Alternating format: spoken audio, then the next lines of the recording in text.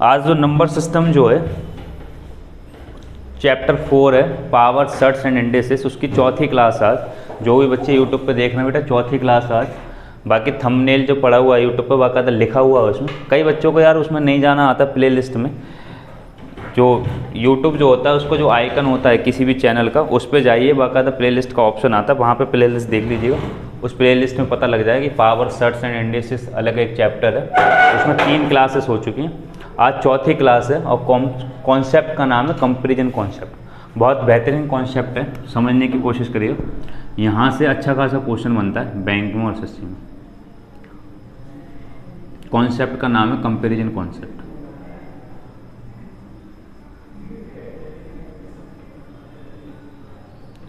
ये comparison concept मैं करा चुका हूँ अपनी क्लास में, थोड़ा सा टेक्निकल इशू हो गया था इसलिए दोबारा वीडियो शूट कर रहा हूँ, तो आप लोग समझते चलेंगे और कुछ बच्चों का रिवीजन हो जाए। देखिए कंपैरिजन कॉन्सेप्ट में, हाँ बेटा बता कंपैरिजन कैसे पॉसिबल है, किस तरीके से कंपैरिजन कर सकते हैं मैथमेटिक्स के अंदर। कोई चीज़ बड़ी है या छोटी, बताने के कितने तरीके हैं।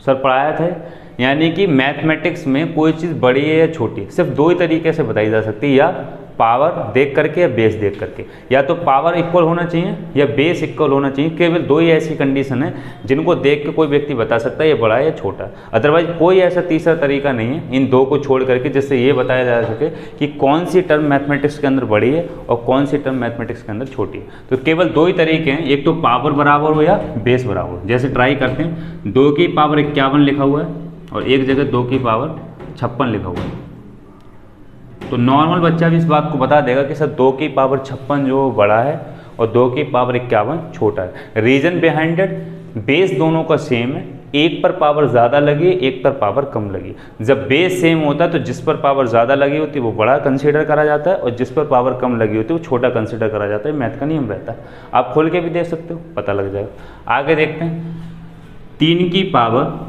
51 लिखा हुआ है, यहाँ पर 3 की पावर 5 की पावर 51 लिखा हुआ है। तो इस केस में क्या है कि दोनों की पावर बराबर है। जब दोनों की पावर बराबर हो जाती है तब हम ये देखते हैं बेस किसका बड़ा है। जिसका बेस बड़ा होगा वो बड़ा कंसीडर करा जाएगा, जिसका छोटा होगा वो छोटा कंसीडर करा जाएगा।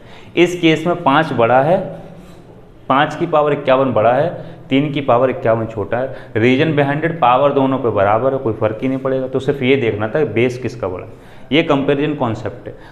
पूरे कंपैरिजन कॉन्सेप्ट में यही थीम चलती रहेगी, यानी हर एक सवाल में या तो आपको पावर बराबर करना पड़ेगी या आपको बेस बराबर करना पड़ेगा, ये देखने के लिए कि कौन सा बड़ा है कौन सा छोटा है। पावर और बेस को बराबर करने के लिए कई सारे कॉन्सेप्ट्स यूज होंगे, करने के अलग कॉन्सेप्ट यूज होंगे। बेस पावर एक जगह कॉमन होगी तो उसका एक अलग कॉन्सेप्ट है। बार बार इसी के कॉन्सेप्ट चलते रहेंगे और बार बार लाना कहाँ है, हमें बेसिक थीम पे आना है। जो थीम क्या है, या तो बेस इक्वल करना है या पावर इक्वल करना है। ये कंपैरिजन की तब तक थीम रहेगी जब तक ये कंपैरिजन टॉपिक चलेगा। लगभग 2 दिन ये कंपैरिजन टॉपिक चलेगा। 2 दिन तक आपको सिर्फ यहीं पे ला के एंड करना है इसको, या तो पावर बराबर कर लेना है या कॉन्सेप्ट बराबर, सॉरी बेस बराबर कर लेना है। देखिए पहला टाइप रहता है इस टाइप में, टाइप फर्स्ट लिखिएगा। टाइप फर्स्ट रहता है, जब टाइप फर्स्ट में हम लोग ये सीखेंगे कि पावर में कुछ ना कुछ ऐसा दे रखा होगा जो कॉमन होगा। पावर में कुछ ना कुछ ऐसा ज़रूर दे रखा होगा जो कॉमन होगा। उस कॉमन वाली चीज़ को कॉमन ले लेंगे, उसके बाद पावर बराबर करके देखते हैं। ठीक है, देखिए क्वेश्चन नोट करते हैं। एक क्वेश्चन है एसएससी में पूछा गया, छोटे मोटे एग्जाम में है, एसएससी में तो नहीं है, आगे आएंगे तो हम करेंगे। लिखिए, to write down the following terms in the ascending power. Hindi में लिखिए, दिए गए पदों को बढ़ते क्रम में लिखिए। देखिए क्वेश्चन है 2 की पावर 50, 3 की पावर 35। टाइप फर्स्ट लिखा है सर। टाइप फर्स्ट का मतलब है इसमें कुछ ना कुछ कॉमन होगा। टाइप सेकंड अलग होगी, जब ये टाइप वैलिड नहीं हो रही होगी तो हम टाइप सेकंड पे आएंगे। अब आप लोगों को ये बताना है कि सर इसमें कौन सी टर्म बड़ी है कौन सी टर्म छोटी है। कुछ बच्चे ऐसे भी होंगे थोड़ा सा मूर्खपंती का काम करेंगे कि वो ये देख लेंगे जिसका बेस बड़ा है वो बड़ा होगा। सर आप ना तो बेस देख सकते हैं ना पावर देख सकते हैं, इसको करके ही सॉल्व करना पड़ेगा। तुक्का मत लगाइएगा, कुछ लोग तुक्का लगा देंगे सर 35 की 3 की पावर 35 बड़ा है, ये बेवकूफ़ी वाली बात है। आपको इसको करके देखना पड़ेगा। देखिए क्यों करना पड़ेगा, क्योंकि ना तो यहाँ पर बेस बराबर है ना यहाँ पावर बराबर। आप सिर्फ इसको करके देखिए। पहला टाइप क्या कहता है कि पहला टाइप ये बोलता है कि सर इसको करने के बाद आपको पावर बराबर करना है, पावर बराबर करना है। तो गौर से देखिए पहले टाइप में हम लोग ये सीखेंगे कि सर इन दोनों में कॉमन क्या है, इन दोनों में क्या कॉमन है। तो देखिए इन दोनों में 5 कॉमन है, 5 आप कॉमन ले सकते हैं, 5 को कॉमन ले लीजिएगा। तो 2 की पावर जब 5 कॉमन लेंगे तो 50 यहाँ बच जाएगा, 5 ऊपर आ जाएगा। यहाँ पे देखिए 3 की पावर 5 कॉमन है तो 7 यहाँ आ जाएगा, 5 यहाँ आ जाएगा। सर ये रहा अब भी 35 ही और ये अब भी 50 रहा, लिखने का तरीका अलग हो गया। सर ऐसा क्यों करा, क्योंकि हमारे लिए पावर इक्वल करना थी। कंपेरिजन कॉन्सेप्ट की थीम होती है या तो पावर इक्वल कर लो या बेस इक्वल कर लो। तो हमने पावर इक्वल कर ली। 2 की पावर 10 क्या होता है 1024 की पावर 5। सर आ गया ये 3 की पावर 7 2187 की पावर 5।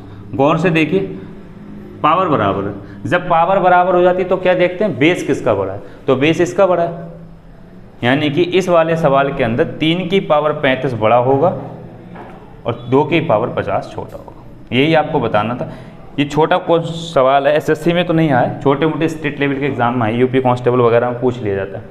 नोट करिए फिर अगला क्वेश्चन लेते हैं। समझ में आनी चीज़ें। चलिए एक क्वेश्चन और उठाते हैं इसी टाइप का, फिर आगे टाइप चेंज करेंगे। लिखिए to write down the following terms in the ascending order. To write down the following terms in the ascending order. Hindi में लिखिए दिए गए पदों को बढ़ते हुए क्रम में लिखिए।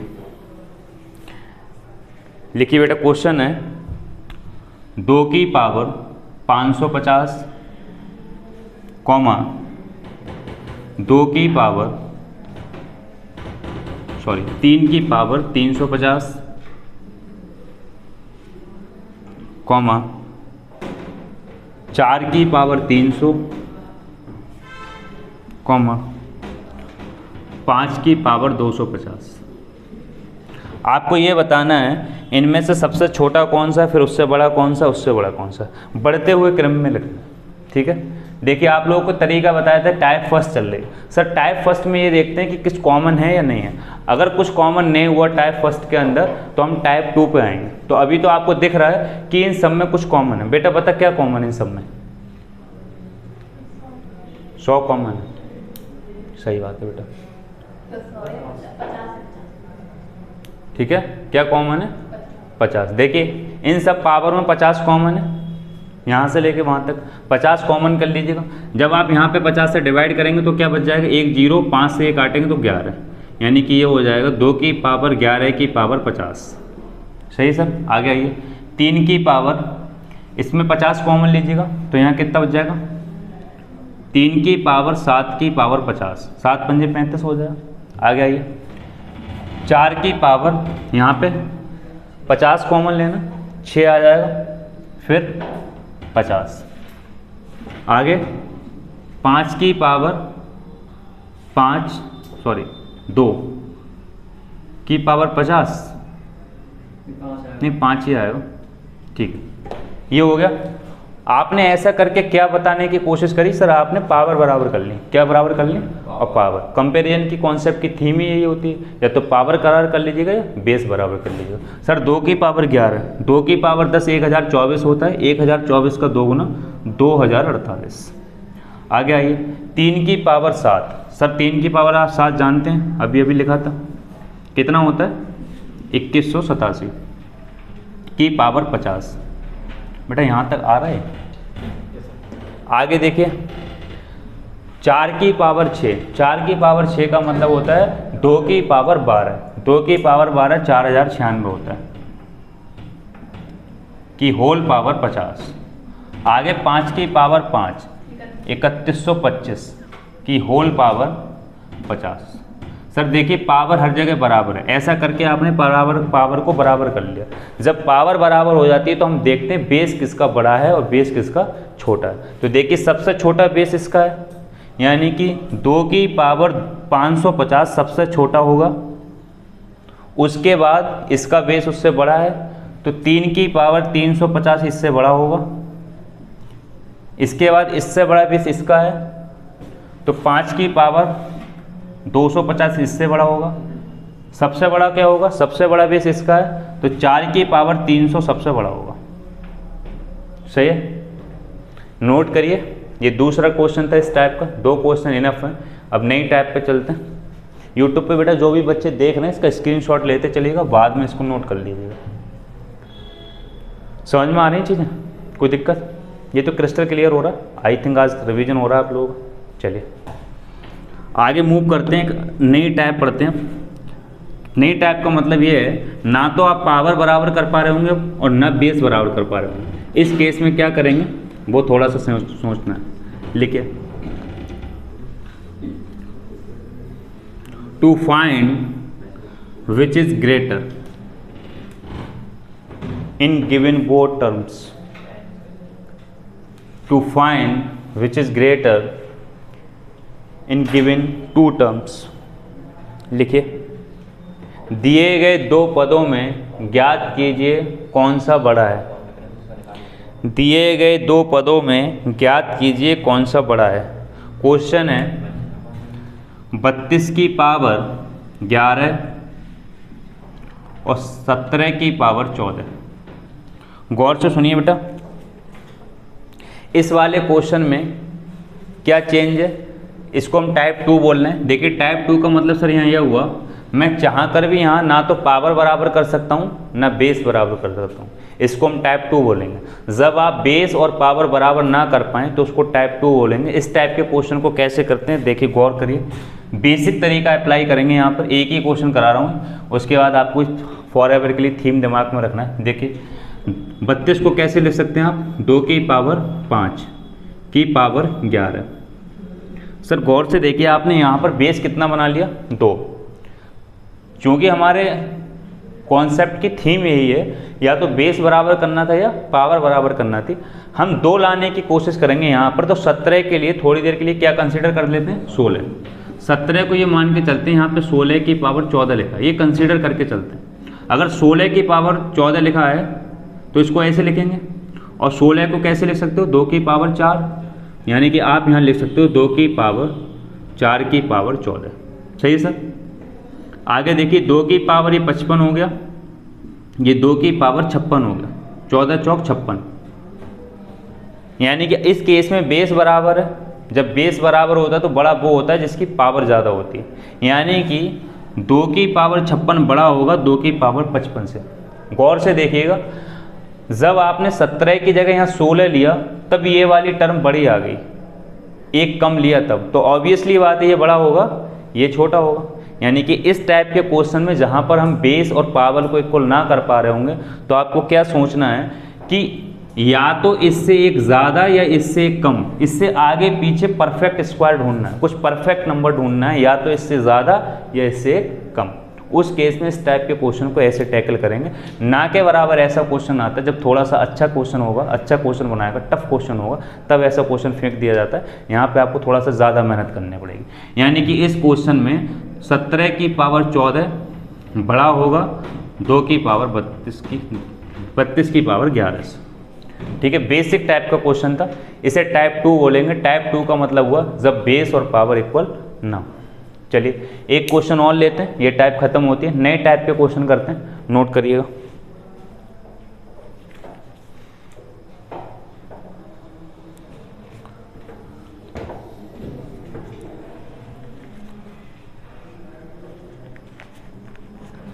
लिखिए,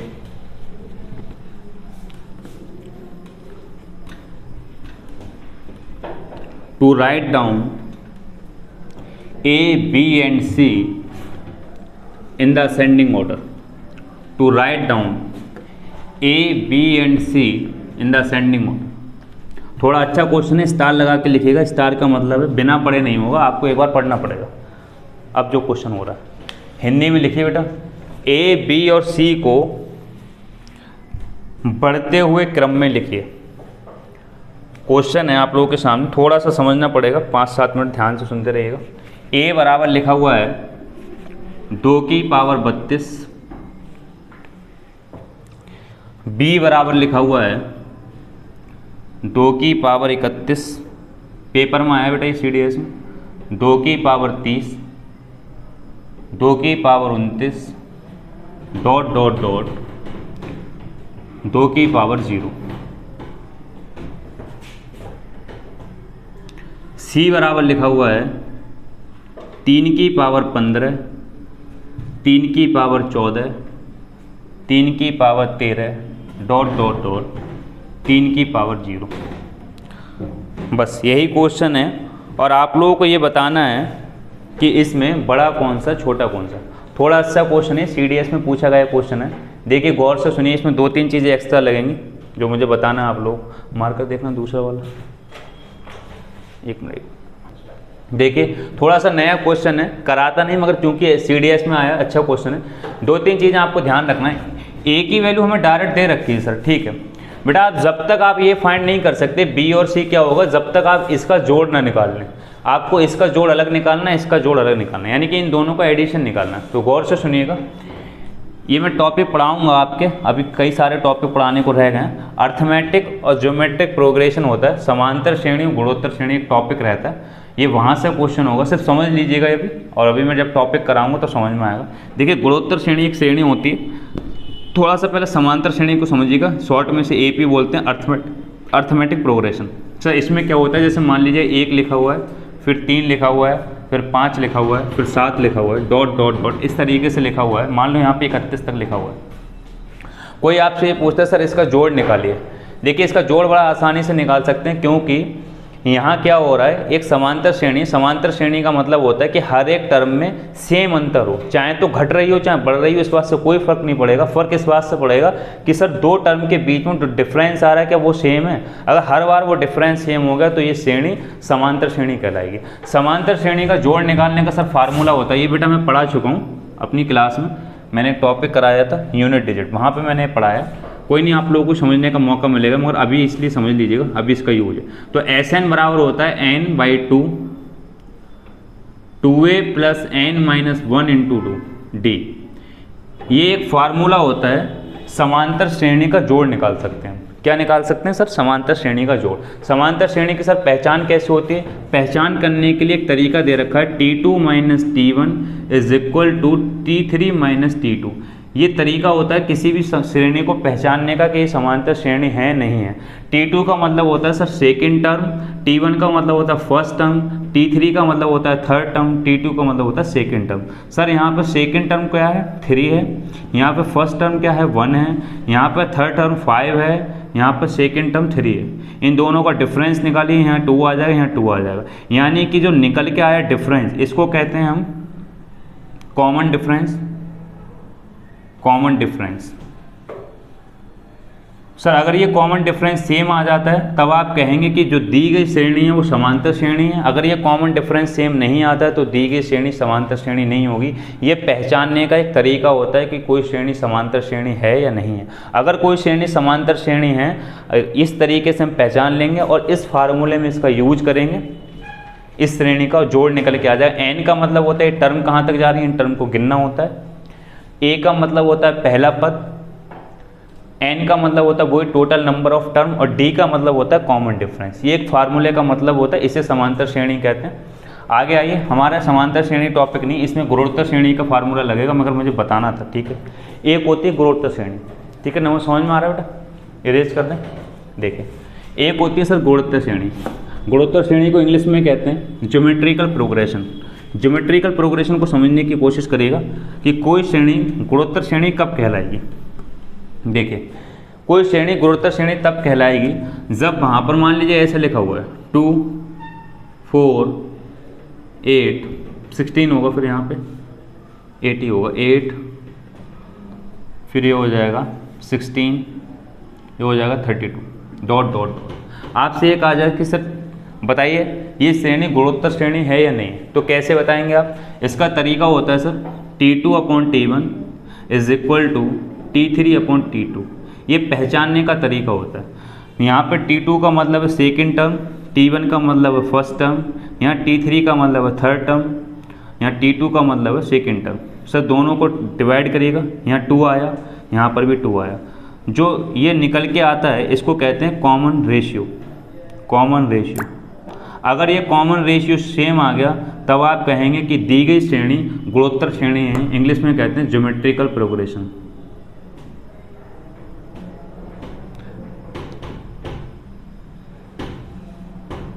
जो भी बच्चे बेटे YouTube पे देख रहे हैं घबराने की ज़रूरत नहीं है। इस सवाल में ये कॉन्सेप्ट लग रहा है इसलिए मैं यहाँ पर शॉर्ट में बता रहा हूँ। मैं इसको बहुत बड़े लेवल पे पढ़ाऊँगा।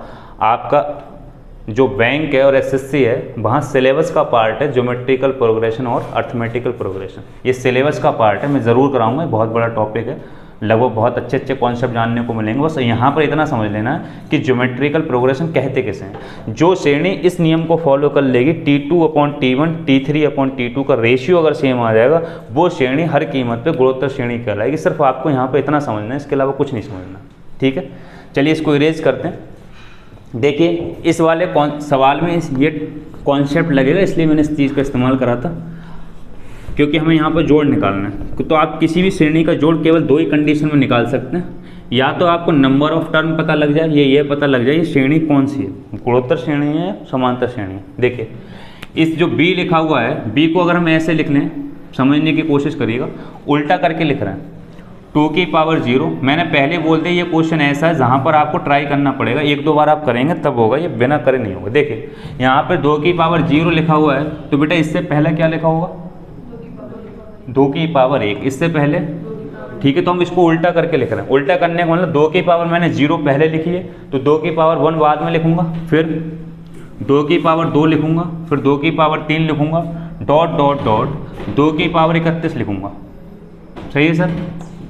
इसको भी उल्टा करके लिखने की कोशिश करिए C को, तो आप कैसे लिखेंगे, 3 की पावर 0, 3 की पावर 1, 3 की पावर 2, डॉट डॉट डॉट 3 की पावर 15। इन दोनों श्रेणियों को मैंने ऐसा लिख लिया। आगे देखिएगा, हम ट्राई करते हैं, जानने की कोशिश करते हैं कि दी गई श्रेणी गुणोत्तर श्रेणी है या नहीं है। तो सर फार्मूला क्या होगा, T2 upon T1 is equal to T3 upon T2। Sir इस वाली श्रेणी को चेक कर रहे हैं B को, तो B में देखिए T2 क्या है, 2 है, और T1 क्या है, 2 की पावर 0। किसी भी संख्या की पावर 0 1 होता है, यानी कि यहाँ पे 1 लिखा हुआ है, यहाँ पे 1 है। आगे देखिए T3 कितना है, 2 की पावर 2, और बेटा T2 कितना है, 2 की पावर 1। यहाँ 1 से 2 को काटोगे, यहाँ 2 आ जाएगा, 2 से इसको काटोगे 1 पावर खत्म हो जाएगी 2, यानी कि ये दोनों जगह बराबर आ गया। कॉमन रेशियो क्या आ गया, बराबर। जब कॉमन रेशियो किसी भी श्रेणी का बराबर आ जाता है तो हम कहते हैं दी गई श्रेणी गुणोत्तर श्रेणी है। ये पहचानने का तरीका होता है, यानी कि इस चीज़ को, इस प्रोसेस को करने के बाद केवल एक समझ में आई कि जो B इक्वल टू जो श्रेणी लिखी हुई है वो श्रेणी एक गुणोत्तर श्रेणी है। अब अगर हमें ये पता लग गया ये श्रेणी गुणोत्तर श्रेणी है, तो गुणोत्तर श्रेणी का निकालने का, गुणोत्तर श्रेणी का जोड़ कैसे निकालना है, उसका फार्मूला होता है SN। SN का मतलब होता है सम ऑफ n टर्म ऑफ गुणोत्तर श्रेणी। गुणोत्तर श्रेणी का n टर्म का फार्मूला होता है A इंटू R की power n minus 1 upon R minus 1। ये फार्मूला होता है। इस फार्मूले का मतलब है अगर किसी श्रेणी में n टर्म है गुणोत्तर श्रेणी में, और R मतलब होता है कॉमन रेशियो, R का मतलब होता है कॉमन रेशियो। कॉमन रेशियो का मतलब होता है जो इस प्रोसेस को करने के बाद निकल के आए 2, इसे कहते हैं कॉमन रेशियो। तो यहाँ पर R कॉमन रेशियो होता है और n होता है नंबर ऑफ टर्म, A होता है पहला पद। इस फार्मूले को यूज करके आप B का जोड़ निकालिए। तो देखिए A पहला टर्म है, पहला टर्म क्या है, 2 की पावर 0। किसी भी संख्या की पावर 0 1 होता है, यानी कि यहाँ पर हो गया 1। आगे देखिए R का मतलब कॉमन रेशियो, कॉमन रेशियो यहाँ 2 है, 2। सर टर्म, अगर हम टर्म की बात करें तो देखिए 2 की पावर 1 से लेकर के 2 की पावर 31 तक 31 टर्म हो गई, और 2 की पावर 0, यानी कि इस श्रेणी में 32 टर्म है। कितनी टर्म है, 32। तो n की जगह आप 32 लगा दीजिएगा, -1 अपॉन में 2 - 1, यानी ये आ जाएगा 2 की पावर 32 -1। नीचे सर 1 होगा, उसकी वैल्यू नहीं है, यानी कि आपने ये निकाल लिया कि B का जोड़ कितना होगा। तो B का जोड़ ये आ गया, सही है। देखिए अब सी का जोड़ निकालने की बात करते हैं कि सी का जोड़ कितना आएगा। तो पहले तो सर आपको ये देखना है कि दी गई श्रेणी जो सी है क्या वो गुणोत्तर श्रेणी है या नहीं है। तो सर इस फार्मूले को अप्लाई करिए, इस प्रोसेस को अप्लाई करिए।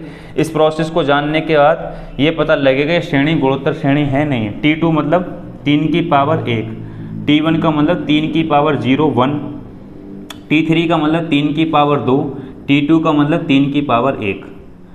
जब आप काटेंगे तो यहाँ 3 आ जाएगा, यहाँ पे भी 3, यानी कि कॉमन रेशियो क्या आ गया, दोनों जगह बराबर। तो जो C इज इक्वल टू एक श्रेणी लिखी हुई, श्रेणी अपने आप में गुणोत्तर श्रेणी, ये सीरीज जो है गुणोत्तर ज्योमेट्रिकल प्रोग्रेशन है, ये हमने पहचान लिया।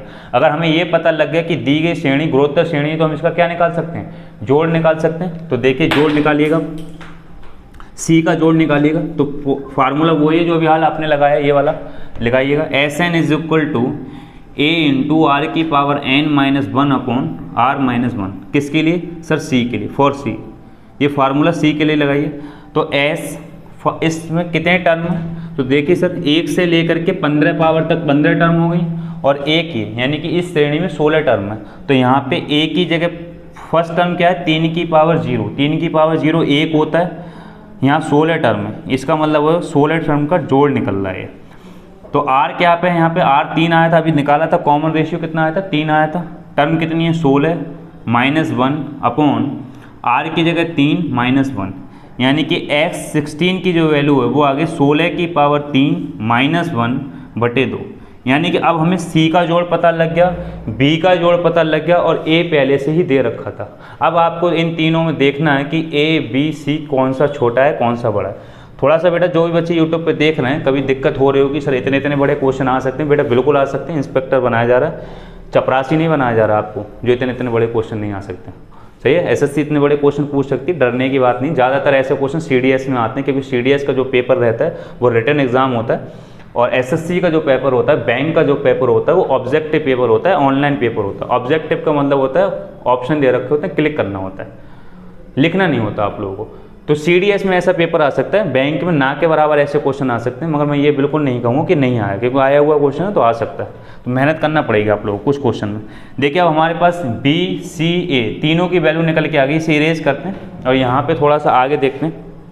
देखिए अब आपको ये पता लग गया कि A बराबर हमारे पास है 2 की पावर 32, B बराबर बेटा आपको पता लग गया 2 की पावर 32 माइनस 1, B की वैल्यू अभी हाल आपने निकाली 2 की पावर 32 माइनस 1।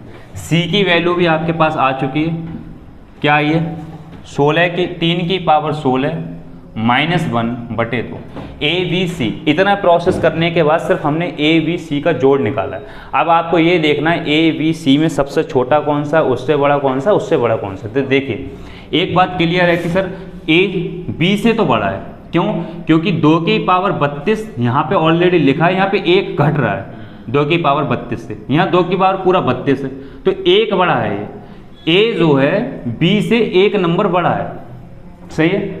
एक बात समझ में आ गई, A B से बड़ा है। अब सिर्फ C की बात रहेगी, हमको C को देखना। तो गौर से देखिए सर, C को कोई स्टूडेंट थोड़ी देर के लिए ऐसे लिख सकते हैं, इसको 4 मान लीजिएगा आप अपनी मर्जी से। अगर 4 मान लीजिएगा तो ये हो जाएगा 4 की पावर 16 माइनस 1 बटे 2। अगर यहाँ 4 को लिख देंगे 2 की पावर 2, और जो 2 की पावर उसकी गुणा 16 से होगी, यानी वो ये हो जाएगा 2 की पावर 32। सर लिख सकते हैं ऐसा बेटा, कोई दिक्कत, ऐसा लिख सकते हैं। आपने C को ऐसे लिख दिया, तो गौर से देखिएगा A से B जो है, A जो है B से तो बड़ा है, यही कोई दिक्कत नहीं। अब आपको ये देखना क्या B C से बड़ा है, तो गौर से देखिए B की वैल्यू लिखी 3 की पावर 32 माइनस 1, और यहाँ पे है 3 की पावर 32 माइनस 1 का आधा। सर हाफ का 1 बटे 2 का मतलब क्या होता है, बटे 2 का मतलब क्या, तो आधा, आधा ही तो होता है। यानी कि जो B है वो C से 2 गुना है, या C B का आधा है, C B का आधा है। सर B की वैल्यू 32, 2 की पावर 32 माइनस 1 है, इसका आधा करोगे तो बटे 2 लिखोगे, और वो वैल्यू किसकी, C की। यानी कि एक बात क्लियर होगी, C तो बहुत छोटा हो गया किससे, B से, और B से बड़ा कौन है, A, यानी A सबसे बड़ा है। तो सर सबसे छोटा कौन है, C, उससे बड़ा B, उससे बड़ा A। यही क्वेश्चन में पूछा था कि बढ़ते हुए क्रम में लिखिए, ये इसका आंसर। कई बच्चे कंफ्यूज हो रहे होंगे, डर भी रहे होंगे, सर इतने इतने बड़े क्वेश्चन आ सकते हैं। बेटा बिल्कुल आ सकते हैं, सच्चाई ये है कि जब आपकी प्रैक्टिस हो जाएगी तो मैक्सिमम ये क्वेश्चन 30 से 40 सेकंड लेगा, इससे ज़्यादा नहीं लेगा। और एसएससी एक क्वेश्चन के लिए 36 सेकंड देती है। आप मेहनत करेंगे तो इस क्वेश्चन को 35 सेकंड बड़ा हंसी खुशी से कर सकते हैं। ये मेहनत पर डिपेंड करेगा, प्रैक्टिस पर डिपेंड करेगा, हर काम प्रैक्टिस पर डिपेंड करता है। नोट करिए, एक अगला क्वेश्चन, बस ये कॉन्सेप्ट था अगला, एक अगला कॉन्सेप्ट लेते हैं कि इस टाइप का एक क्वेश्चन आ सकता है, बस मैंने करके बताया था। नया कॉन्सेप्ट यूज करते हैं और किस टाइप के क्वेश्चन बन सकते हैं, नोट करिए फिर आगे चलते हैं। चलिए देखिए, कोई दिक्कत नहीं बेटा, यूट्यूब पर क्लास पड़ी हुई है, वहाँ से नोट कर लेना। आपको समझते हुए भी चलना, नोट करते हुए चलना। कंपटीशन की तैयारी कर रहे हो बेटा, 5th क्लास में थोड़ी नहीं हो। चलिए नए टाइप डालिए, टाइप 4 लिखिए बेटा। टाइप 4 में आपको एकदम नए टाइप के क्वेश्चन करने को मिलेंगे जिसमें करनी का यूज होगा कि करनी वाले क्वेश्चन कैसे करते हैं। लिखिए type 4।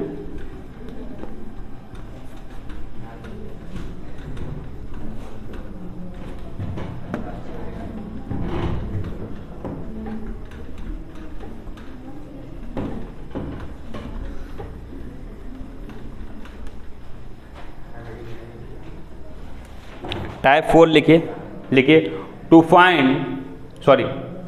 To write down the following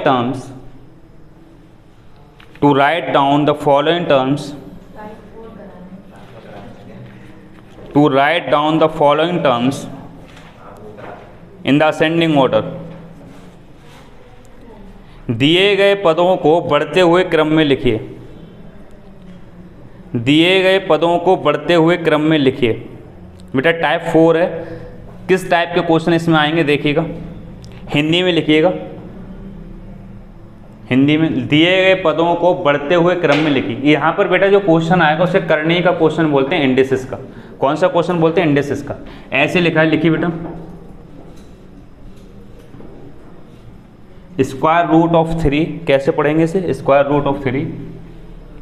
इसे पढ़ेंगे cube root of 4, cube root of 4। आगे पढ़ेंगे फोर्थ रूट ऑफ 5। तो पहले तो जो भी बच्चे बेटा देख रहे हैं या अपनी क्लास में जो भी स्टूडेंट बैठे हुए हैं यहाँ पे, पहले तो बेटा इसको समझिएगा, इसको पढ़ते कैसे हैं। कई बार कन्फ्यूजन रहता है कई सारे बच्चों के दिमाग में, सर अंडर रूट 3 लिखा है और स्क्वायर रूट ऑफ 3 लिखा है, सर दोनों का मतलब एक ही है, समझने की कोशिश करिएगा।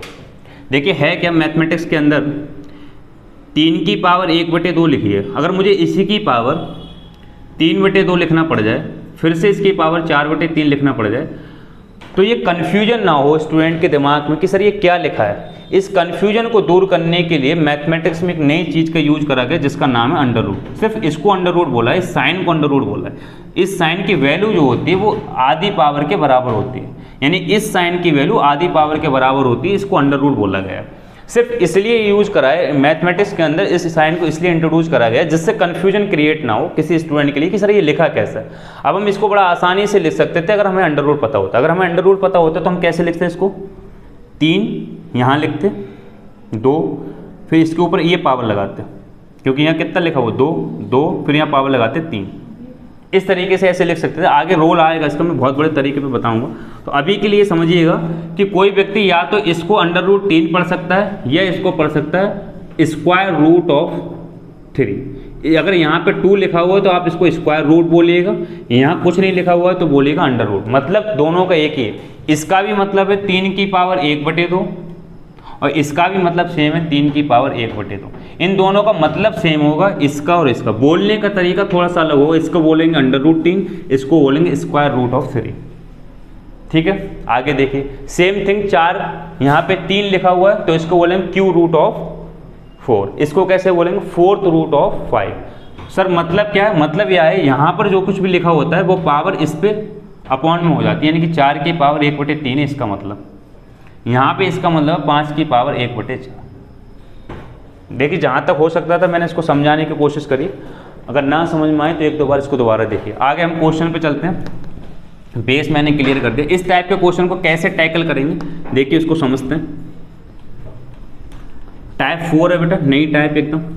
देखिए अगर मैं आप लोगों से इस तरीके से इसको जानने की कोशिश करूँ कि सर इसमें से बड़ा कौन सा, तो आप लोग इसका मतलब लिखेंगे, इसका मीनिंग है 1/2, इसका मीनिंग है 1/3, 4 की पावर, इसका मीनिंग है 5 की पावर 1/4। अगर हम इनको सॉल्व करना शुरू करें तो इसका मतलब हो जाएगा 3 की पावर 0.5, इसका मतलब हो जाएगा 4 की पावर 0.33, खत्म नहीं होगा। इसका मतलब हो जाएगा 5 की पावर 0.25।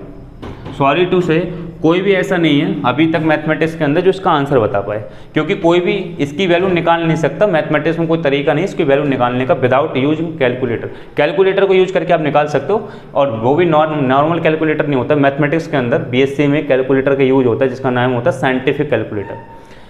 जिन बच्चों ने बीएससी एमएससी करा उन्हें पता होगा, बीएससी थर्ड ईयर में पेपर में कैलकुलेटर अलाउ होता है। आप कैलकुलेटर को ले जा सकते हो पेपर में भी, क्योंकि वो बीएससी में एक पेपर होता है न्यूमेरिकल एनालिसिस। न्यूमेरिकल एनालिसिस में ऐसी बहुत सारी चीज़ों की वैल्यू निकाल के लिखना पड़ती है, वहाँ पर आप कैलकुलेटर का यूज कर सकते हैं। वो अलग कैलकुलेटर होता है, उसका नाम साइंटिफिक कैलकुलेटर होता है। ये सारी वैल्यू दे रखी होती है। विदाउट कैलकुलेटर का यूज करें आप इसका आंसर नहीं निकाल सकते हो कि इनमें से कौन सा बड़ा होगा। और आप जानते हो एसएससी वगैरह के किसी भी एग्जाम में, कॉम्पिटिशन के किसी भी एग्जाम में कैलकुलेटर वगैरह अलाउ नहीं होता है। इवन आप बेल्ट भी नहीं बांध के जा सकते हो। कोई भी मेटल, जो भी जिस चीज़ में भी मेटल लगा हुआ है वो कोई भी चीज़ अंदर नहीं लेके जा सकते हो आप एसएससी के एग्जाम में, सिर्फ पैसे को छोड़ करके। ध्यान दीजिए, सिर्फ पैसे को छोड़ करके। कोई भी एम्प्लॉय अगर ऐसा करता है, अगर आप लोग एग्जाम देने जाते हैं, कोई भी एम्प्लॉय आपसे पैसे निकलवाने की बात करता है, पैसे मत निकालिएगा। पैसे ले जाना अलाउ होता है। आप गिर्री का जो सिक्का होता है जिसे हम कॉइन बोलते हैं, आप कॉइन भी ले जा सकते हो, कॉइन पर कोई पाबंदी नहीं है। उस कॉइन को छोड़ने के बाद जितनी भी मेटल लगी हुई है आपकी कपड़ों में, जितना भी मेटल है, जैसे वॉच में मेटल लगा हुआ है, बेल्ट में मेटल लगा हुआ है, गर्ल्स वगैरह जो लेके जाती हैं वॉलेट वगैरह में मेटल लगा हुआ है, आप कुछ भी अंदर नहीं ले जा सकते, सिर्फ पैसे ले जा सकते हो। पैसे, अगर कोई एम्प्लॉय ये कहता है आपसे कि पैसे बाहर निकाल दीजिए, तो आप पैसे मत निकालिएगा। कई सारे बच्चों के साथ ऐसा हो गया है कि उन्होंने किसी को पैसे निकाल के दे दिए गए और बाद में वो एम्प्लॉय गायब हो जाते हैं। तो कई सारे ब्रोकर जो होते हैं वो भी पेपर के टाइम पे मिल जाते हैं कमाई करने के लिए। तो आप पैसे बिल्कुल ले जा सकते हो, अलाउ होता है। जो भी पैसा आप लेके जाते हो, जैसे मान लो किसी बच्चे का पेपर लखनऊ है, बरेली का रहने वाला है, तो उसे 2-3 दिन का पेमेंट ले जाना पड़ेगा, 1000-1200 रुपये। तो ऐसा मत करिएगा वो निकाल के किसी को दे दो, तो पैदल हो जाओगे वहाँ से, फिर पैदल आना पड़ेगा, ठीक है। तो पैसे आप ले जा सकते हो। पैसे को छोड़ करके कोई भी मेटल पेपर में ले जाना अलाउ नहीं होता, चाहे पेपर कोई भी हो। स्पेशली अगर हम बात करते हैं ऑनलाइन पेपर की, ऑनलाइन पेपर का मतलब जो भी एसएससी वगैरह के बड़े एग्जाम हैं उसमें आप नहीं ले जा सकते। देखिए, तो इस टाइप के क्वेश्चन को हम ऐसे नहीं कर सकते थे विदाउट यूजिंग कैलकुलेटर। हम कैलकुलेटर यूज करके इसका आंसर निकाल सकते हैं, क्योंकि आप जानते हो एसएससी वगैरह में कहीं भी कैलकुलेटर नहीं ले जा सकते। तो इस टाइप के क्वेश्चन को क्या तरीका होता है करने का, हम वो सीखेंगे। देखिए, इस टाइप के क्वेश्चन को कैसे करते हैं। सर, जब मैंने अभी हाल चैप्टर स्टार्ट करा था आधे घंटे पहले, तो मैंने आप लोगों को बताया था, क्या बताया था कि सर इस चैप्टर की, इस कंपैरिजन कॉन्सेप्ट की एक थीम रहती है। क्या थीम रहती है? या तो पावर बराबर कर लो या बेस। लास्ट तक, जब तक ये कंपैरिजन कॉन्सेप्ट चलेगा, 2 दिन आपकी क्लासेस चलेंगी कंपैरिजन कॉन्सेप्ट की। बड़ा टॉपिक है, काफ़ी बड़ा टॉपिक है। तो आपको सिर्फ एक ही बात बार बार ध्यान करना है, या तो पावर बराबर करना है बेस। सर देखिए, पावर और बेस बराबर करने के लिए इस टाइप के क्वेश्चन में एक तरीका लगाते हैं। तरीका है, जो भी चीज़ डिनोमिनेटर में लिखी होती है उन सबका एलसीएम लेना होता है। पहला काम क्या है कि जो भी चीज़ डिनोमिनेटर में लिखी है उन सबका एलसीएम लेना। सर 2, 3, 4 का एलसीएम 12 आएगा। जिन बच्चों को एलसीएम लेने में दिक्कत आ रही है कि सर एलसीएम होता क्या है, देखिए एलसीएम की फुल फॉर्म होती है, बेटा मैं पढ़ाऊंगा, ये अर्थमेटिक का टॉपिक रहता है। काफ़ी चीज़ें रिलेट कर जाती हैं, एक साथ तो सारी चीज़ें नहीं पढ़ाई जा सकती, मगर मैं बताने की कोशिश कर रहा हूँ। बेटा इसका मीनिंग होता है lowest common factor, lowest multiple common, lowest multiple common. देखिए, लोएस्ट मल्टीपल कॉमन का मतलब होता है एक ऐसी कॉमन वैल्यू जो इन सबसे कटती हो मगर छोटी हो। लोएस्ट का मतलब सबसे छोटा नंबर हो, वो जो 2, 3, 4 से कटता हो, सबसे छोटा नंबर हो। तो जिन बच्चों पर निकालना नहीं आता वो सिर्फ यही सोचे कि इन सबसे क्या कट सकता है, सबसे छोटा। प्रैक्टिस करते करते आ जाएगा, और जब हम पढ़ाएंगे तो आपको इसका निकालने का एक तरीका भी बताएंगे, शॉर्ट ट्रिक। तो देखिए, इससे 24 भी कट सकता है, इससे 12 भी कट सकता है। तो सबसे छोटा कौन है? 12। उससे छोटा कोई नंबर नहीं जो इनसे कट जाए। और बड़े तो बहुत हैं, हजारों लाखों नंबर ऐसे होंगे जो 2, 3, 4 सबसे कट सकते हैं, मगर सबसे छोटा नंबर सिर्फ 12 है जो इन सबसे कट सकता है। तो पहला काम आपका होता है इस टाइप के क्वेश्चन में, जैसे हम करने का क्वेश्चन कहते हैं, इंडेक्सिस का क्वेश्चन कहते हैं, इस टाइप के क्वेश्चन सबसे पहला काम आपका होता है जो डिनोमिनेटर में लिखा है उसका क्या लेना है? एलसीएम। क्या लेना है? एलसीएम। सर एलसीएम से गुणा करते हैं, एलसीएम से भाग, एलसीएम से गुणा, एलसीएम से भाग। देखिए सर, 3 की पावर 1/2 में 12 से गुणा कर दीजिएगा, 12 से भाग। 4 की पावर 1/3 में 12 से गुणा कर दीजिएगा, 12 से भाग। 5 की पावर 1/4 में 12 से गुणा कर दीजिएगा, 12 से भाग। ये पहला काम होगा आपका एलसीएम लेकर के गुणा और भाग करना। सर देखिए थीम क्या थी, पावर को बराबर करना। क्या थी थीम, पावर को बराबर करना। तो 1/12 1/12 1/12 हर जगह है, तो आप 1/12 को कॉमन पावर लगा दीजिएगा। तो 2 से इसको काटिएगा 6 हो जाएगा, यानी ये हो गया 3 की पावर 6 की पावर 1/12। सर फिर से ध्यान दीजिएगा, 3 से 12 को काटी 4, तो ये हो गया 4 की पावर 4 की पावर 1/12। यहाँ पे 4 से इसको काटिएगा 3, 5 की पावर 3 की पावर 1/12। तो आपने अपना काम कर लिया जो आपको समझाया गया था। क्या समझाया गया था, इस टाइप के क्वेश्चन में या तो पावर बराबर करना होती है बेस, या पावर या बेस। आपने हर क्वेश्चन में क्या बराबर कर ली, बेस या पावर बराबर कर ली। हर किसी की पावर कितनी होगी, 1/12 1/12 1/12। अब जिसका बेस बड़ा होगा वो बड़ा होगा, जिसका बेस छोटा होगा वो छोटा होगा। सर करके देखिए, 3 की पावर 6 कितना होता है, 729। 3 की पावर 6 729 होता है, जिसकी पावर 1/12 लगाई आपने। फिर 4 की पावर 4 की पावर 256, 256 की पावर 1/12। फिर 5 की पावर 3 125 की पावर 1/12। देखिए जब पावर सेम हो गई तो पावर देखना ही नहीं है, जब पावर सेम होगी तो पावर नहीं देखना। क्या देखना, बेस। जिसका बेस बड़ा वो बड़ा, जिसका बेस छोटा वो छोटा। तो सबसे छोटा बेस किसका है, इसका, यानी कि 4√5 सबसे छोटा नंबर है। ठीक है, उसके बाद बेस किसका बड़ा है, इसका, यानी उससे बड़ा नंबर है q√4 और सबसे बड़ा नंबर है √3। यही आपको निकालना है, यही क्वेश्चन था। ठीक है, ये 4th टाइप है। एक क्वेश्चन और लिखिए इस टाइप का, जिससे आपकी समझ में आ जाए। इसको बंद करिए। इस टाइप का, ये टाइप 4 है बेटा। इस टाइप का क्वेश्चन ज़्यादा आता है। ठीक है, इस टाइप का क्वेश्चन आपको बैंक में ज़्यादा मिलेगा। मैं पहले से बोल चुका हूँ, क्योंकि बैंक थोड़ा सा कैलकुलेटिव पार्ट रहता है। इस टाइप का क्वेश्चन बैंक में ज़्यादा मिलेगा, एसएससी में आता है, मगर इस टाइप का क्वेश्चन आ जाता है। तो लिखिए, 1-2 क्वेश्चन इस टाइप के और कराते हैं एज ए प्रैक्टिस। लिखिए, to write down the following terms in the ascending order. To write down the following terms in the ascending order. Hindi में लिखिए, दिए गए पदों को बढ़ते हुए क्रम में लिखिए। दिए गए पदों को बढ़ते हुए क्रम में लिखिए। यहां से बेटा क्वेश्चन मिलने के चांसेस हैं। लिखिए,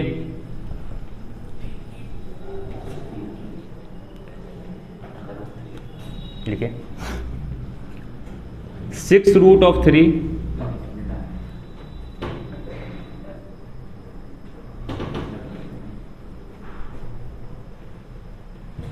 3√5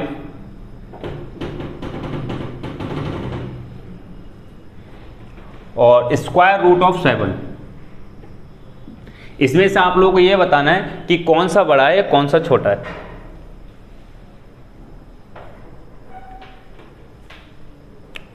बड़े से छोटा।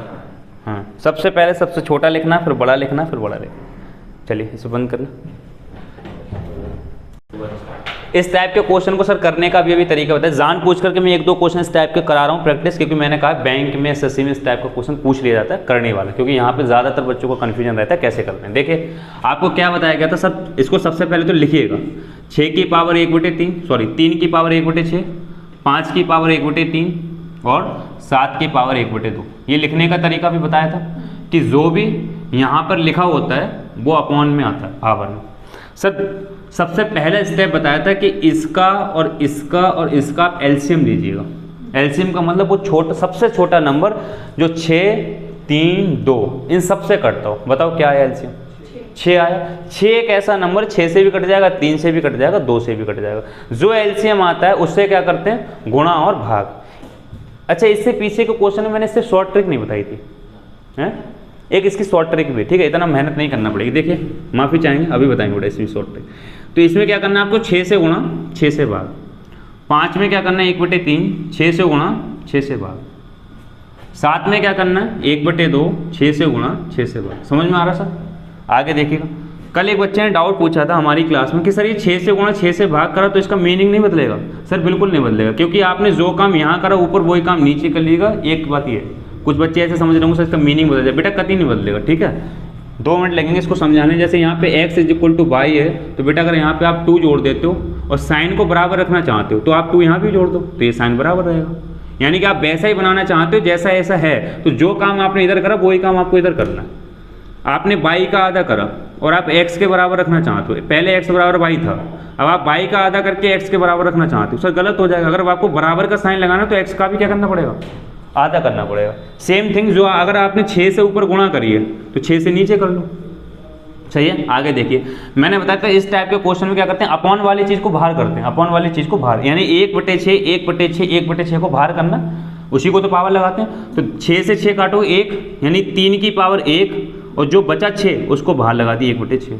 फिर देखिएगा 3 दूनी 6, तो 5 की पावर 2 लगा दीजिएगा, जो बचा बाहर उसको 1/6। ऐसे यहाँ 2 3 6, 7 की पावर 3 लगा दीजिएगा, जो बचा बाहर वो 1/6। सर पावर कैसी होगी, बराबर। जब पावर बराबर हो जाती है तो जिसका बेस बड़ा होता है वो बड़ा होता है, जिसका बेस छोटा होता है वो छोटा। तो बेटा ये क्या हो जाएगा, 3 की पावर 1/6, ये क्या हो जाएगा 25 की पावर 1/6, ये क्या हो जाएगा 7 7 49 7 343 की पावर 1/6। तो देखिए सबसे छोटा नंबर ये है क्योंकि इसका बेस सबसे छोटा, उससे बड़ा ये, उससे बड़ा बेस है, सबसे बड़ा ये, यानी कि सबसे छोटा कौन आया, ये 6√3 सबसे छोटा नंबर है, उससे बड़ा जैसा लिखा है बेटा ये तो वैसे ही आ गया, उससे बड़ा। देखिए इसकी मैं शॉर्ट ट्रिक आपको बताने वाला हूँ कि इतना करना नहीं है आप लोगों को। मैंने पिछले क्वेश्चन में बेटा बताया नहीं था, माफ़ी चाहेंगे। इस क्वेश्चन में आपको बता रहा हूँ कि इतना लंबा नहीं करना है। काफ़ी बच्चे कन्फ्यूजन होंगे, सर इतना लंबा कैसे करना है क्वेश्चन। अब एक चीज़ देखिएगा आप लोग, शॉर्ट ट्रिक क्या है इसकी, यहीं से बनी है, कोई नई चीज़ नहीं है, इसी को थोड़ा सा छोटा कर दिया है। जो 1/6 आया बाहर निकल के, आप गौर से देखिएगा, इस 1/6 का तो कोई रोल ही नहीं है ना सर, इस 1/6 का कोई रोल थोड़ी नहीं हुआ, रोल तो सिर्फ इसका हुआ जो पावर यहाँ लगी है। क्यों हुआ, क्योंकि 1/6 तो सिर्फ ये बताता है ये सब बराबर हो चुके हैं, सब बराबर हो चुके हैं, सिर्फ बेस जिसका बड़ा होगा वो बड़ा होगा। तो आप क्या करिएगा, इन सब का एलसीएम निकाल के गुणा भाग नहीं होते, सिर्फ गुणा कर दीजिएगा। करना गलत है, जबकि भाग करना चाहिए, मगर भाग को लिखना नहीं है क्योंकि हमें समझ में आता है। आपको भाग को लिखना नहीं, सिर्फ गुणा लिखिएगा। यानी कि इस क्वेश्चन को अब आप ऐसे कर सकते हैं, 3 की पावर 1/6, 5 की पावर 1/3, 7 की पावर 1/2। सिर्फ बेटा यहाँ पर 6 से गुणा कर दीजिएगा, सिर्फ 6 से गुणा करिए।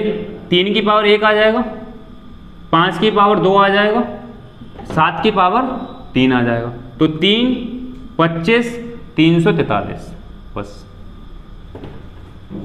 सही। वैसे गलत है, किसी को चेक कराने के लिए गलत है, अपनी समझ के लिए सही है कि हम सिर्फ गुणा करके देख लें, क्योंकि जो नीचे आएगी भाग वाली चीज़ वो तो इन सब पर आएगी, उसका तो रोल है ही नहीं। सिर्फ इसको देख के पता लग रहा है, केवल बेस देख के तो पता लगा है। बेटा यहाँ पे कैसे पता लगा ये बड़ा ये छोटा ये बड़ा, सिर्फ बेस देख के, पावर का तो रोल खत्म। तो जो डिवाइड वाली चीज़ है वो सिर्फ पावर को इक्वल करने के लिए थी, तो आप दिमाग में पावर को मत लगाइए, नीचे वाली चीज़ को मत लगाइए, सिर्फ क्या कर लीजिएगा, एलसीएम से गुणा, सिर्फ एलसीएम से गुणा। दूसरे को दिखाने के लिए गलत है, वो चेक कराएंगे तो वो गलत है। अपनी समझ के लिए भाग वाली चीज़ आपको पता है सिर्फ इसलिए आई है जिससे पावर बराबर हो सके। तो आप पावर तो बराबर अपने दिमाग में मान लीजिए, पावर सबकी बराबर है, सिर्फ बेस देखना है आपको। तो आप क्या करिए, एलसीएम से सिर्फ गुणा। तो बेटा इतना काम करने से बच जाएंगे आप, सिर्फ एलसीएम से क्या करना, गुणा। तो अब मैं एक क्वेश्चन और दे रहा हूँ, मैं सिर्फ एलसीएम से गुणा करके उसका आंसर निकालना, भाग नहीं करना आपको। समझ में आ रही है सब चीज़ें, लिखिए क्वेश्चन लिखिए। To write down the given terms in the ascending order। ये एक काम करिए, इस बार डिसेंडिंग ऑर्डर में लिखिएगा। डिसेंडिंग का मतलब सबसे पहले सबसे बड़ा बताना है आपको। लिखिए to write down the given terms in the descending order. Hindi में लिखिए, दिए गए पदों को घटते हुए क्रम में लिखिए। दिए गए पदों को घटते हुए क्रम में लिखिए। क्वेश्चन नोट डाउन करिएगा। 11 स्क्वायर रूट ऑफ 11 और 5 क्यू रूट ऑफ 5 +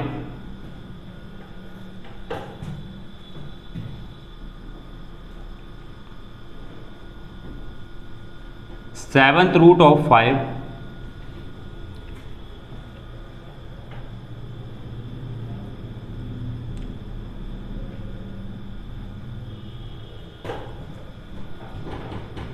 थोड़ा सा बड़ा क्वेश्चन हो सकता है, अपने आप बनाया, मेहनत से करिएगा। और 3 रूट ऑफ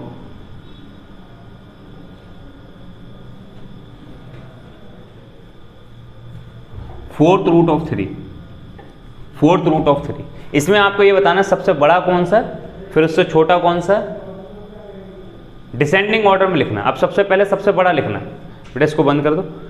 बेटा यूट्यूब पे भी देखिए, बेटा यूट्यूब पे जो भी बच्चे देख रहे हैं, बेटा थोड़ा सा करेक्शन कराया मैंने अपनी क्लास में।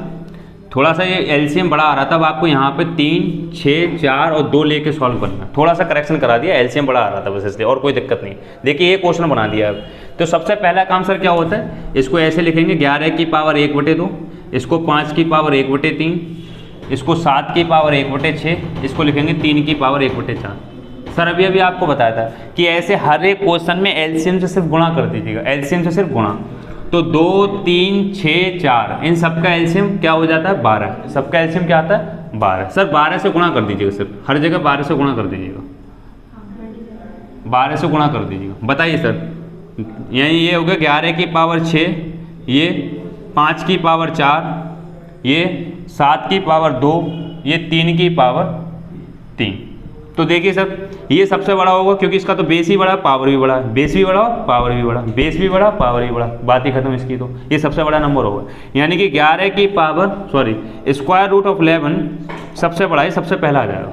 इससे छोटा देखना था, इन दोनों में सबसे छोटा देखिए तो क्या हो जाएगा, 5 की पावर 4 कितना होता है, 5 पंजे 25, पंजे 125, पंजे 625, आगे ये 49, ये 27। तो इससे बड़ा ये है, इससे छोटा ये है, यानी ये है क्यू रूट ऑफ 3, इससे छोटा है। इससे छोटा कौन सा है, बेटा उल्टा लगा रहा हूँ सर, ये सबसे बड़ा है, फिर उससे बड़ा ये है, ऐसा साइन। हाँ ठीक, आगे डिसेंडिंग में लिखना आपकी बार, फिर अच्छा 49, फिर सही है बेटा, ये सब लाइन से आ गए, ये हो गया। अब ऐसे किसी को थोड़ी नहीं पता ये लाइन से आ गई, ये तो आपने करके देखा तब पता लगा, डायरेक्ट थोड़ी नहीं बता देते। 6 रूट ऑफ 7 ये हो जाएगा 4th रूट ऑफ 3। ठीक है, ये क्वेश्चन हो गया। मतलब ये टाइप हमने खत्म कर दी। टाइप कौन सी थी, 4। लिखिए टाइप 5, टाइप 5 लिखिए, और टाइप 5 में किस टाइप का क्वेश्चन पूछा जाता है वो लिखिएगा। टाइप 5 लिखिए, टाइप 5। टाइप 5 में आपको ग्रेटर देन और लेस देन किस टाइप में बताना है, देखें ध्यान से लिखिए।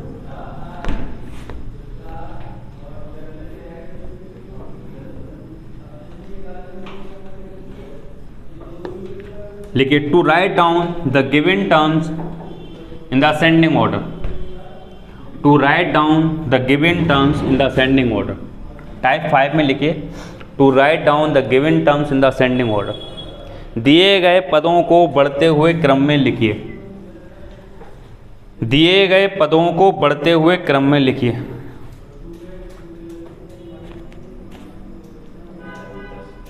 बेटा क्वेश्चन है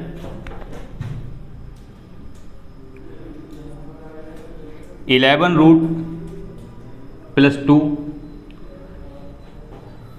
दूसरा है B 8 root square root of 8 plus square root of 5, C है square root of 7 plus square root of 6, D है square root of 10 plus square root of 3। ये भी क्वेश्चन बैंक में ज़्यादा आते हैं, एसएससी में भी आते हैं, और बैंक में मार्क वेटेज इनकी ज़्यादा रहती है।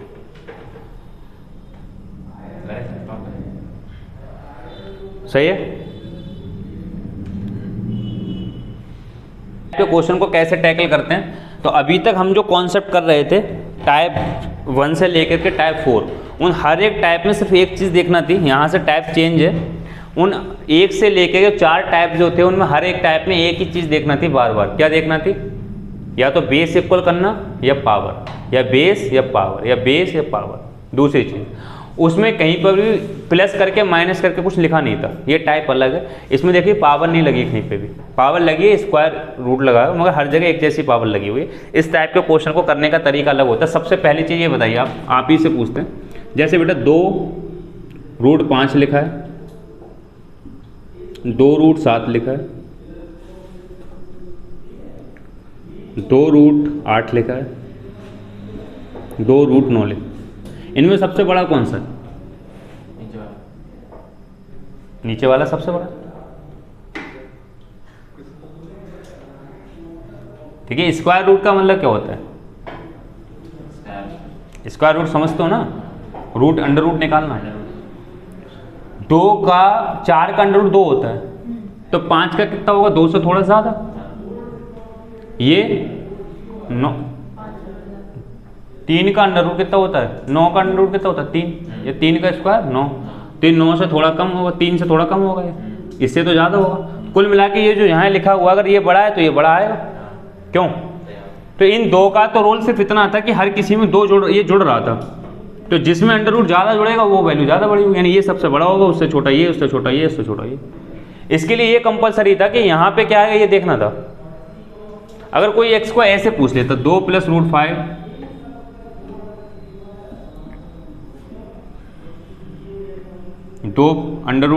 3 + √7 4 + √8 या 5 कर लो, यहाँ 4 + √3, तब इसको बता पाना बड़ा मुश्किल हो जाता। क्यों? फिर तो आपको ये एग्जैक्टली निकालना पड़ता, क्योंकि ये वैल्यू अलग आ गई। अब अंडर रूट पे डिपेंड नहीं रहा क्वेश्चन, अब इन पे भी डिपेंड हो गया। समझ में आ रहा है? इन पे भी अब क्या हो गया? डिपेंड हो गया। पहले क्या था, ये चीज़ सब जगह बराबर थी, यानी दो में जो चीज़, यार एक बार बताओ, जुड़ी तो रहा है, तो अगर जहाँ पे ज़्यादा जुड़ेगा तो वो वैल्यू बड़ी होगी। बोलो ना यार। तो अब तो आपको ये देखना था अंडर रूट में बड़ी वैल्यू कौन सी है। अंडर रूट 9 बड़ा, तो इसमें ज़्यादा जुड़ रहा है, 2 में इसमें ज़्यादा जुड़ रहा है, इसमें 2 में कम जुड़ रहा है, इसमें और कम जुड़ रहा है, इसमें और कम जुड़ रहा है। अरे क्या दिक्कत आ रही है यार, हद। नॉर्मली बात समझ लो, अगर 2 में जैसे 10 जुड़ रहा है, ऑब्वियसली बात ये बड़ा होगा। 2 में एक बार 20 जुड़ रहा है तो ये उससे बड़ा होगा। 2 में एक बार 30 जुड़ रहा है, इससे बड़ा होगा। 2 में 40 जुड़ रहा है, इससे बड़ा होगा। अब 2 थोड़ी नहीं देखना था आपको, अब तो सिर्फ ये देखना था बड़ा कौन सा है। ऐसे ही अंडर रूट के केस में अब तो आपको ये देखो, अंडर रूट के अंदर ज़्यादा कौन सा है, वही बड़ा होगा। इसको थोड़ी नहीं देखना, इस पर क्वेश्चन डिपेंड थोड़ी नहीं था। मगर अगर ये भी बदल दिए जाए तब क्वेश्चन बड़ा टफ हो जाए, तो ये भी देखना। अब तो आप इसका एग्जैक्ट मान से निकालो, 5 का मान अलग एग्जैक्ट निकालो, इसका मान एग्जैक्ट निकालो। एग्जैक्ट निकालना बड़ा मुश्किल, समझ में आ रहा है? तो पहला इस क्वेश्चन, इस टाइप के जो क्वेश्चन है उसमें एक चीज़ कॉमन होगी हर किसी क्वेश्चन में। क्या कॉमन होगी? इन दोनों को जोड़ बताओ कितना है। आगे देखो, आगे देखो, समझ में आ रहा है? एक बात कॉमन होगी इन टाइप के क्वेश्चन में कि अंडर रूट के अंदर जो चीज़ लिखी है उसका जोड़ कॉमन रहेगा। क्यों? अभी यार बताया था 13 13 13 जब आ जाएगा तो आगे देखेंगे जुड़ क्या रहा है। सही है? पहला तरीका समझना। दूसरा टाइप देखिए, इस टाइप के करने को एक तरीका क्या है, अगर यहाँ पे स्क्वायर रूट लगा है, अंडर रूट लगा है, तो इनका होल स्क्वायर करके सॉल्व करेंगे। यहाँ ऐसे लिखा होता q√11, तो इसको 3 पावर लगा के सॉल्व करते हैं। 4 लिखा होता तो 4 पावर लगा के सॉल्व करते हैं। समझ में आ गया कैसे सॉल्व करेंगे? तो देखिए, पहला क्या तरीका था, ये क्वेश्चन तब तक गलत होगा जब तक इन दोनों का जोड़ हर जगह बराबर ना हो, तो कहीं ना कहीं मिस्टेक है। दूसरा बात, अगर यहाँ पे स्क्वायर रूट लगा है तो इसके होल स्क्वायर लगा के सॉल्व करेंगे। क्यू रूट लिखा है तो पावर 3 लगा के सॉल्व करेंगे।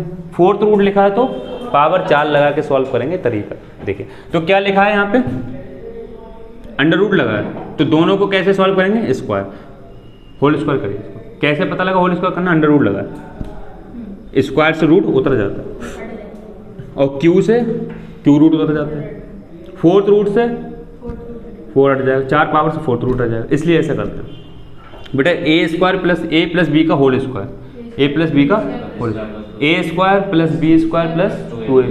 तो a² का मतलब अंडर रूट 11 का स्क्वायर, अंडर रूट 11 का स्क्वायर का मतलब अंडर रूट उतर जाएगा, अंडर रूट 2 का स्क्वायर, इन दोनों की गुणा 2 a की जगह √11, b की जगह √2।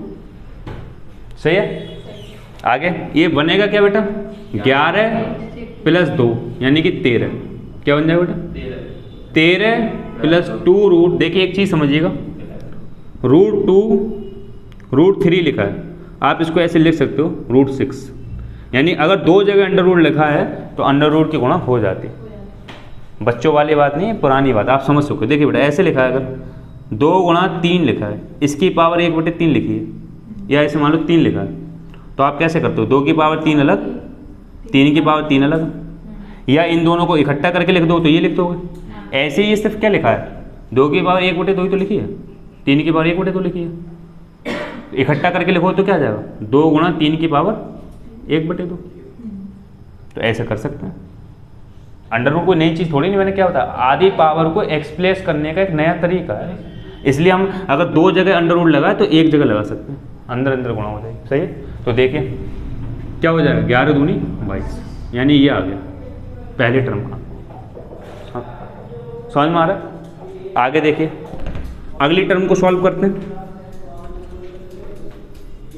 बताइए बेटा अगली टर्म को सॉल्व करिए। √8 + √5 का होल स्क्वायर। बेटा आप डायरेक्ट लिख दूँ 13 ही आएगा, ये अंडर उतर जाएगा, इन दोनों की गुणा का 2 गुना, √14 √40। बोलो बेटा समझ में आ रहा है। आगे आओ, इसका करो 7 + 6 का होल स्क्वायर, क्या आ जाएगा, 13 + 2√42। आगे आओ 10 + 3 का होल स्क्वायर, फिर से 13 + 2√30।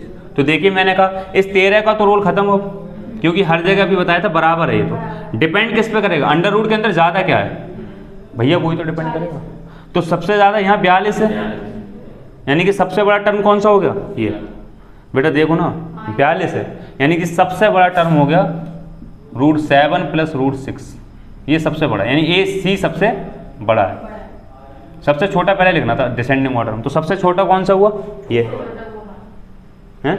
सबसे छोटा कौन सा हो गया, A है ना, A सबसे छोटा। उससे बड़ा कौन सा हुआ, D, 30 से आ रहा है भाई, अंडर रूट तो देखना है, 30 हो गया। उससे बेटा बड़ा B, उससे बड़ा C सबसे बड़ा।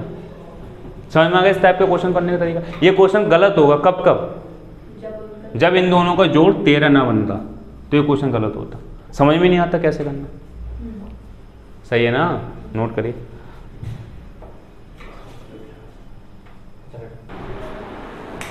देखिए क्वेश्चन यही है, डिक्टो बिल्कुल ठीक है। अब क्या कर रहे हैं, बीच में माइनस लगा लीजिएगा। तो लिखिए to write down the following terms in the descending order. Descending है असेंडिंग, असेंडिंग लिख दो बढ़ते हुए क्रम में, सबसे पहले सबसे छोटा लिखना, फिर बड़ा, फिर बड़ा। तो यहाँ पे बीच में माइनस लगा लो और करिए और बताइए कैसा आएगा। माइनस लगा लीजिएगा प्लस जहाँ जहाँ है, फिर बताइए।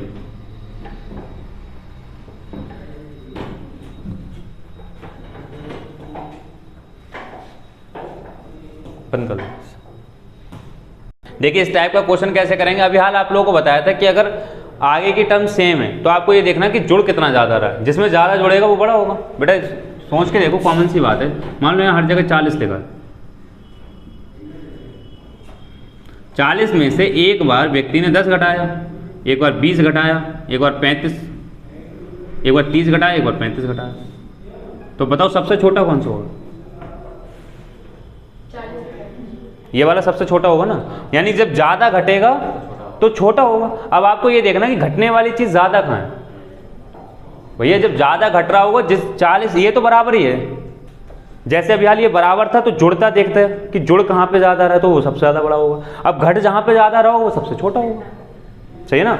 करते कैसे, अभी करने का तरीका आप लोगों को बता चुका हूँ मैं। अगर रूट लगाए तो क्या लगाना, अंडर रूट। सही है। देखिए 11 - 2 का स्क्वायर करिए सर, कितना आएगा, a - b का whole square, a² + b² -2ab, यानी ये हो जाएगा 13 - 2 × 22। सही है बेटा, यही तो होगा। अभिहाल बताया था, अभिहाल जो करा है उसमें बस माइनस लग जाएगा बीच में। आगे बेटा 8 माइनस 5 का होल स्क्वायर क्या हो जाएगा 13 माइनस 2 गुणा 40। फिर 7 माइनस 6 का होल स्क्वायर वही 13 माइनस 2 गुणा 7 6 42। आगे 10 माइनस 13 का होल स्क्वायर क्या हो जाएगा 13 माइनस 2 रूट 30। तो देखिए बेटा सबसे ज़्यादा कहाँ घट रहा है यहाँ, ये नहीं, इसमें से सबसे 13 में से सबसे ज़्यादा यहाँ घट रहा है, तो ये सबसे छोटा हो गया, यानी कि सी सबसे छोटा हो गया। उससे बड़ा, उससे कम कहाँ घट रहा है यहाँ, ठीक है, ये उससे बड़ा हो गया बी। उससे कम कहाँ घट रहा है यहाँ, ये डी उससे छोटा। सबसे कम कहाँ घट रहा है बेटा यहाँ, ये सबसे बड़ा। सही है, अरे सही है सर। एक क्वेश्चन और करिए सिर्फ प्रैक्टिस के लिए। हाँ एक बार और समझिए, देखिए समझ, जिसको भी ना समझ में आए बेटा पहले बेस क्लियर करना पड़ेगा तभी समझ में आ सकता है, अदरवाइज नहीं आया। पहले इसी चीज़ को समझना बस, जो भी मैंने बताया था। यहाँ 40 40 लिखा हुआ हर जगह, यहाँ मैंने 10 घटाया, यहाँ 20 घटाया, यहाँ 30 घटाया, यहाँ 35 घटाया। अब आपको ये बताना सबसे बड़ा कौन सा है, सबसे बड़ा कौन सा है इनमें, ऊपर वाला सबसे बड़ा है ना, क्योंकि इसका आंसर कितना आएगा 30, इसका आंसर 20, इसका आंसर 10, इसका आंसर 5, यानी सबसे बड़ा कौन सा है ऊपर वाला। सर इसलिए सबसे बड़ा हुआ क्योंकि सबसे कम घटा। देखो ना सबसे कम क्या घटा है 10, और सब में सबसे ज़्यादा घट रहा है, तो जहाँ सबसे कम घटेगा वो सबसे बड़ा होगा, वो सबसे, तो बताओ सबसे कम कहाँ घट रहा है, सबसे कम कहाँ घट रहा है, सबसे कम कहाँ घट रहा है यहाँ, सबसे कम है ना, ये सबसे बड़ा हो गया। या इनमें ये देखो 40 42, सबसे ज़्यादा कहाँ घट रहा है, जहाँ सबसे ज़्यादा घटेगा वो सबसे छोटा होगा। तो सबसे ज़्यादा 35 घटा 40 में से, तो सबसे छोटा ये है। तो सबसे ज़्यादा कहाँ घट रहा है 13 में से, सबसे बड़े कौन घट रहा है, ये सबसे ज़्यादा है ना, ये सबसे छोटा हो गया, सबसे छोटा सी हो गया। उससे बड़ा कौन है, फिर थोड़ा सा और ज़्यादा कौन घट रहा है, ये थोड़ा कम घट रहा है, बोलो ना भैया, तो ये उससे छोटा हो गया। फिर थोड़ा यहाँ पे और कम घट रहा है, सबसे कम यहाँ घट रहा है, ये सबसे बड़ा हो गया। ये बेसिक था, इसको नहीं समझ पाओ तो नहीं समझ पाओ, बोलो ना बेटा, सही है। लिखिए इसी टाइप का एक क्वेश्चन और दे रहा हूँ, लिखिए to write down the given terms, to write down the given terms in the ascending order. दिए गए पदों को बढ़ते हुए क्रम में लिखिए।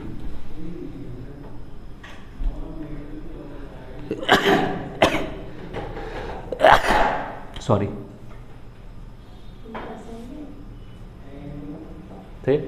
लिखिए √15 माइनस √3,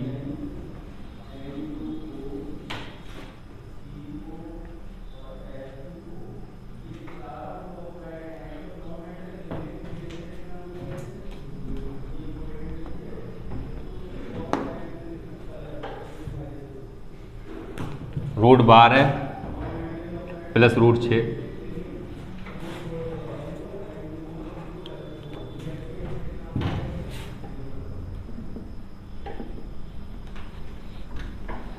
यहाँ लिखिए √11 माइनस √7,